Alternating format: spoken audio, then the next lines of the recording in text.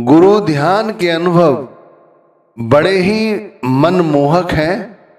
गुरु का ध्यान या शब्द का ध्यान, परमात्मा का ध्यान हमारे अंतर में वो विशेष अनुभव पैदा करता है जो वाकई में हमारी आत्मा को उस परम सत्य के साथ जोड़ देता है। वैसे हमें सुमिरन और ध्यान करने की कुदरती आदत है।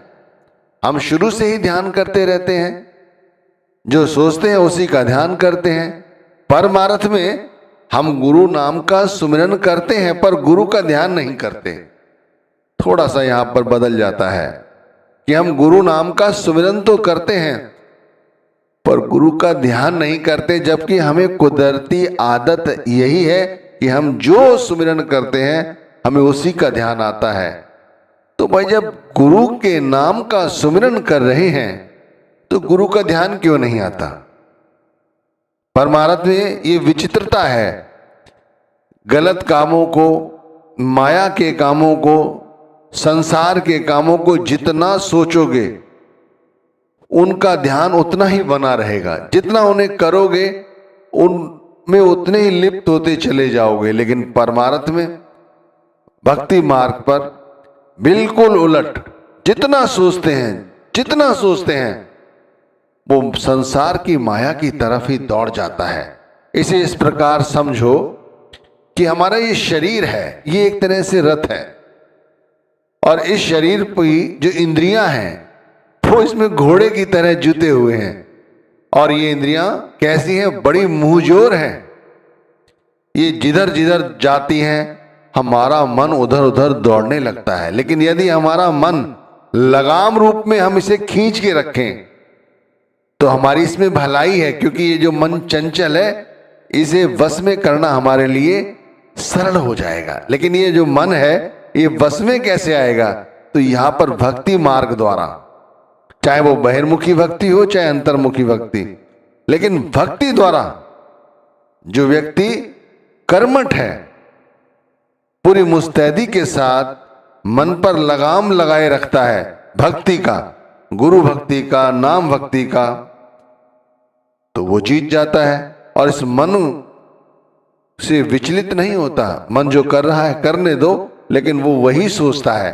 हम गुरु का ध्यान करते हैं तो हमें गुरु का ध्यान नजर नहीं आता। मैं कहता हूं 3 अनुभव यदि हमें होने लग जाएं गुरु के ध्यान के समय तो हमारे लिए बहुत अच्छा है। सिर्फ 3 अनुभव।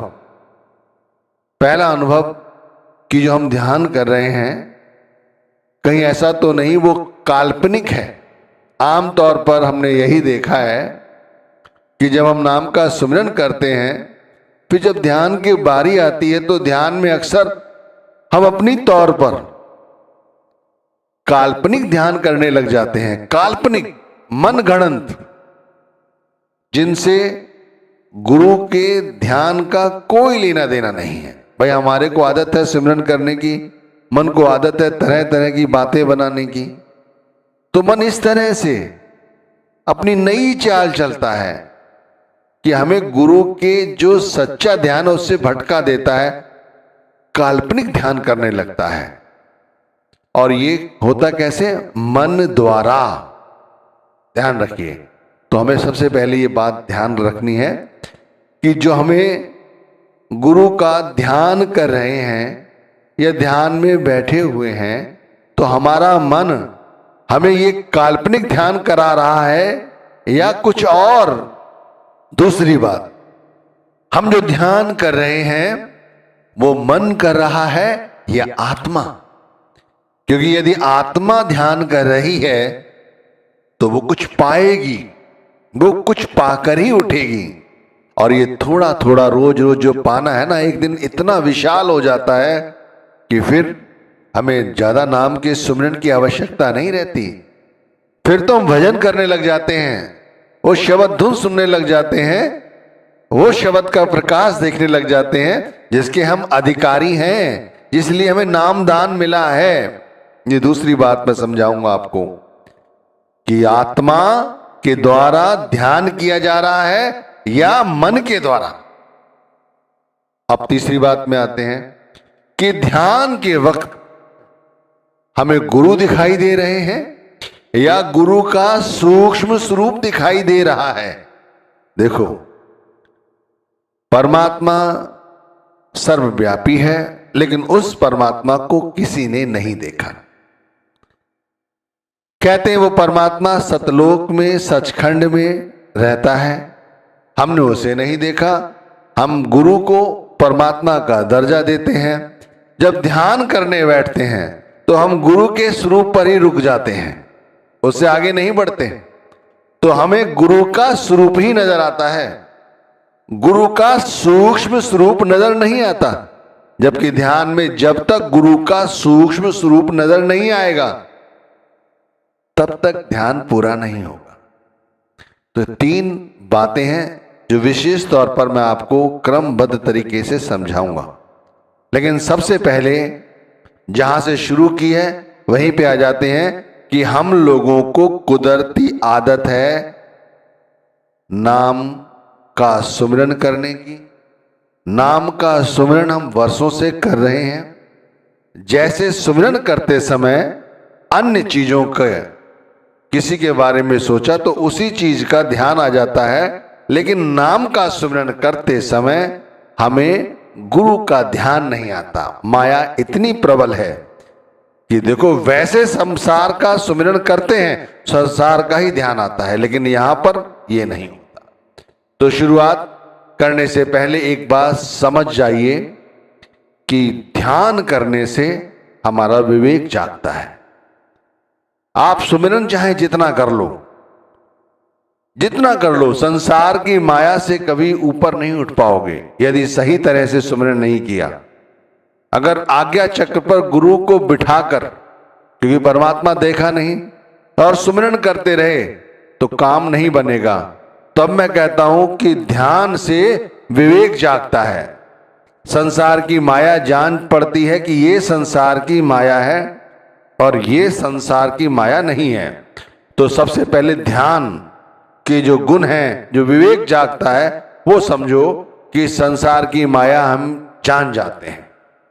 शब्द की हस्ती का ज्ञान हो जाता है कि शब्द की हस्ती है क्या। आमतौर पर हम नाम जप रहे हैं बस यही सोच लेते हैं, लेकिन शब्द की हस्ती इतनी है कि यदि एक बार ही हम इसके साथ हमारी आत्मा जुड़ जाए तो फिर हमें बार बार जो हम दुख झेलते हैं ना, कभी बच्चों के कारण, कभी कारोबार के कारण, कभी बीमारी के कारण, कभी किसी अन्य कारण हम लोग दुखी होते हैं, फिर हमें दुखी होने की जरूरत नहीं होती, क्योंकि हम जान जाते हैं कि शब्द क्या है। शब्द जब हमें शक्ति प्रदान करता है तो ये छोटी मोटी बातें हैं। ध्यान रखना, इस संसार में कोई भी व्यक्ति ऐसा नहीं है जिसे इस तरह की विपदाएं नहीं आती। सब पर आती हैं, लेकिन खुशी खुशी झेल जाते हैं जो नाम के वाकिफकार हैं। फिर व्यक्ति कभी भी गुरु को मानस नहीं समझता। आमतौर पर नामधारी होने के बाद भी हम गुरु को मानस समझते हैं, तभी तो उनकी बात नहीं मानते। अगर आज परमात्मा खड़ा होके ये कहने लग जाए कि तुम ऐसा करो, तो तुम करने लग जाओगे, क्योंकि उसे परमात्मा समझ रहे हो। जो पता नहीं है या नहीं है एक काल्पनिक बात है जो मैंने सोची और कह दी, लेकिन गुरु जो परमात्मा का साक्षात्कार है, वो जो बता रहे हैं, हम उनकी बात नहीं समझ रहे हैं, हम उन्हें मानस समझने की भूल करते हैं। ये भूल नहीं होनी चाहिए। हर जगह वह हरि हर समय हमें देख रहा है, यह अनुभूति होनी चाहिए। ध्यान करने से हमारी चिंताओं से हमें मुक्ति मिलती है। कितनी चिंता करते हैं, रात्रि को भी आंख खुल जाती है तो लोगों के सर में दर्द हो रहा होता है, वो चिंता चल रही होती है। चिंता इतनी अभागनी है कि व्यक्ति पल भर के लिए भी सुखी नहीं रहता, और ऐसा व्यक्ति संसार में कोई नहीं है जो चिंताओं से घिरा हुआ नहीं है। चाहे किसी की कम है, किसी की ज्यादा, पर चिंता है। और इन चिंताओं से मुक्ति ये ध्यान दिलाता है। ध्यान समझिए, ध्यान रूहानी नजारे हैं, ये ध्यान द्वारा देखे जा सकते हैं। कहते हैं परमात्मा सचखंड रहता है, परमात्मा का अस्तित्व हमारे अंदर है। लेकिन ये अंदर जब उतरोगे तब पाओगे। सुमिरन करने से खाली काम नहीं चलेगा। सुमिरन करने से हमारे मन का जो सिमटाव है वो ऊपर की ओर चलता है, अगर सही तरह से किया है। लेकिन ध्यान में वो रूहानी नज़ारे जो हैं, जो आंतरिक मंडल की जो चढ़ाई है जिसे कहते हैं, वो सब दिखाई देता है, वो सब समझ आता है। अंदर के जो प्रकाश हैं वो सुनाई देते हैं, दिखाई देते हैं। अंदर के प्रकाश दिखाई देते हैं, अंदर की शब्द धुन सुनाई देती है। ये सब के सब ध्यान से जो विवेक जागा है, ये उसके फल हैं जो मैंने आपको समझाया कि भाई इतने सारे फल हैं, इससे भी कहीं ज्यादा हैं। शुरुआत यहां से इसलिए कही कि भाई हम लोग वही काम ज्यादा करते हैं जिसमें हमें फायदा हो। तो ये फायदे हैं। आप शुरू करते हैं कि ध्यान करने जब हम बैठते हैं तो हम कहीं काल्पनिक ध्यान तो नहीं कर रहे हैं। आमतौर पर ऐसा ही होता है कि जब हम सुमिरन करते हैं, सुमिरन करते करते हमारा ध्यान बहिर्मुखी हो जाता है और हम संसार का सिमरन करने लग जाते हैं।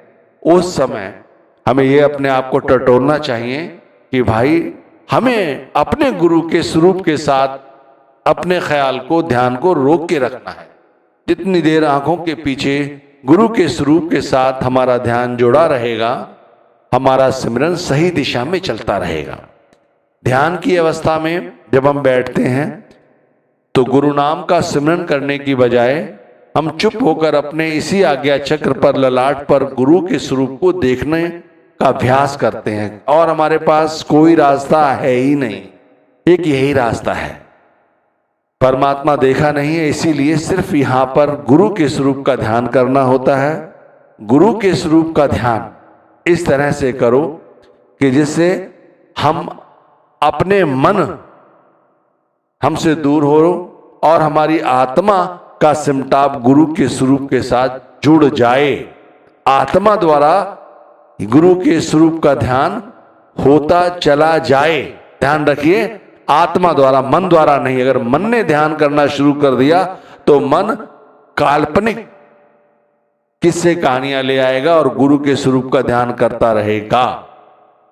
अब जैसे जैसे आत्मा गुरु नाम और गुरु का ध्यान करती है तो गुरु का ध्यान जो स्वरूप सामने दिखाई दे रहा है वो अपने आप विलुप्त होता चला जाता है और गुरु का स्वरूप सूक्ष्म स्वरूप में परिवर्तित हो जाता है।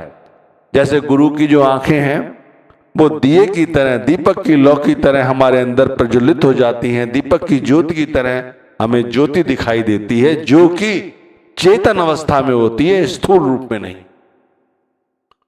गुरु के स्वरूप को देखोगे तो है तो स्थूल ही, लेकिन गुरु की जो आंखें हैं, जब आप उनका ध्यान करोगे तब आपको सूक्ष्म रूप पर बढ़ते समय ये जो आंखें हैं वो दीपक की लौ की तरह हमें दिखाई देने लगेंगी। यहीं से ही शुरू होता है ध्यान का सही प्रतिबिंब। जितनी देर हो सके इस दीपक की लौ के साथ जुड़े रहो। जैसे जैसे ये जब वास्तव में ध्यान लग जाता है तब किसी अन्य चीज की सुध बुध नहीं रहती। यहां तक कि शरीर का भी ध्यान नहीं रहता। जिस शरीर के साथ बैठकर हम ध्यान कर रहे हैं, इस आज्ञा चक्र का ध्यान नहीं रहता कि इस स्थान पर गुरु के स्वरूप को देख रहे हैं। ये ध्यान है कि ध्यान और ध्यानी एक हो जाता है। जिसका ध्यान कर रहे हैं वो उसी में समाहित हो जाता है, वो हम में समाहित हो जाता है। और जब ध्यान पकना शुरू हो जाता है तो संसार से अपने आप व्यक्ति अलग हो जाता है। हमारे अंदर दो शक्तियां हैं, सुरत और निरत। ये दोनों शक्तियां हमारे अंदर हैं। सुरत का काम है सुनना और निरत का काम है देखना। जब ध्यान पूरी तरह से अंदर हमारा लग जाता है तभी हमें ये सुरत और शब्द कहते हैं, शब्द धुन सुनना, ये सुरत हमारा काम करती है और अंदर ही निरत ये शब्द के प्रकाश को देखना शुरू कर देती है। दोनों अवस्थाएं हमारे अंदर हैं और इन दोनों की अनुभूति ध्यान द्वारा ही हमारे अंदर उत्पन्न होती है। अब इस ध्यान का अभ्यास प्रातः काल उठकर करना चाहिए। मैं कहता हूं रात्रि के तीसरे पहर हो तो बहुत अच्छा। अगर उस समय नहीं कर सकते तो जब भी सुबह सुबह करो, उस समय